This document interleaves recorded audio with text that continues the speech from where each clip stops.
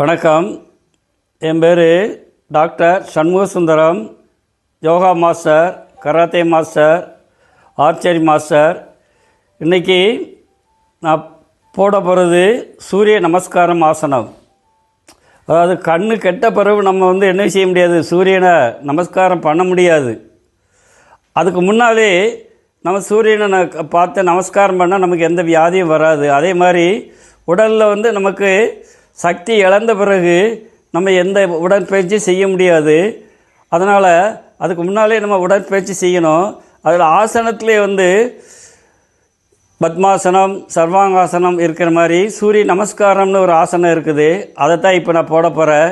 பாருங்கள், சூரியனை வணங்கி ஆசனம் போடுறோம். இந்த சூரிய நமஸ்கார ஆசனத்தில் ஒரு சைக்கிளுக்கு 6 சைக்கிள். இப்போ வலது பக்கம் 6 போடுவோம், இடது பக்கம் 6, மொத்தம் 12 வரும். இது 5 தடவை நம்ம போடும்போது இது 60 தடவை நம்ம அந்த ஆசனத்தை போடுறோம். இதனால் உடலில் உள்ள எல்லா பகுதிகளும் 72,000 நரம்புகளும் நல்லா வேலை செய்யும். உடலில் ரத்த ஓட்டம் நல்லா ஓடும், மூச்சு பயிற்சி நல்லா கிடைக்கும், நல்லா ஜீரண உறுப்புகள் நல்லா வேலை செய்யும். அதனால் இது செய்யும்போது அதுக்குரிய மாற்றாசனம் இதை வரும். கேட்டிங்களா? முன்னால் குனிகிற மாதிரி பின்னால் குனியணும், நிமிந்துற மாதிரி முன்னால் வளையணும் அப்படிங்கிறது இது இருக்குது. இது செய்யும்போது முன்னால் குனியும் போது மூச்சியை ஃபுல்லாக வெளியே விட்டுறணும், எக்ஸ்கேல் வெளியே விடணும். பின்னால் வரும்போது மூச்சியை அடக்கிக்கிடணும். கேட்டிங்களா? பின்னால் அடக்கினா தான் நம்ம இதுக்கு பின்னால் அன்பேலன்ஸ் ஆகாமல் இருக்கும். கேட்டிங்களா? அதனால் அதில் ரொம்ப கவனமாக இருக்கணும். ஏன்னா அது ஏன் சொல்கிறேன்னு கேட்டிங்கன்னா, இது இப்போ நின்ற பிரயாசனம்னு செய்யும்போது பின்னால் வளைவோம், மூச்சியை விட்டுட்டுன்னா நம்மளை அன்பேலன்ஸ் ஆகி கீழே விழுந்துருவோம். அதனால தான் சொல்கிறேன், முன்னால் குடியும் போது மூச்சியை விட்டுறணும். இப்போ முதல்ல நமஸ்காரம் முத்திரை 1, ரெண்டாவது 2, பின்னால் போகிறோம், மூச்சை அடைக்கணும். 3, 4, 5, 6, 7, 8, 9, 10, 11, 12. முதல்ல வந்ததுக்கு வந்துட்டோம். இப்போ வலது காலுக்கு செஞ்சுருக்கோம். அதே மாதிரி இப்போ இடது பக்கத்துக்கு 1, 2, மூச்சை அடக்கிடணும். 3, 4, 5,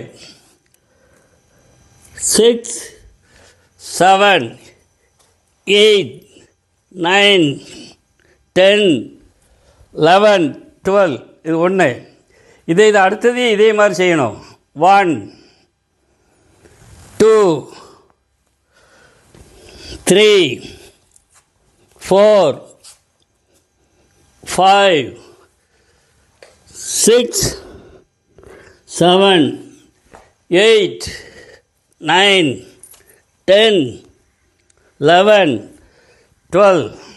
அடுத்தது 1 நமஸ்கார முத்ரா ஆசனா, பிரயாசனம், பாதஹஸ்தாசனம், அஸ்வஹந்தாசனம், மேரு ஆசனம், சஞ்சலாசனம், புஜாங்காசனம், மேரு ஆசனம், பாதஹஸ்தாசனம், பிரயாசனம், நமஸ்கார முத்திரை.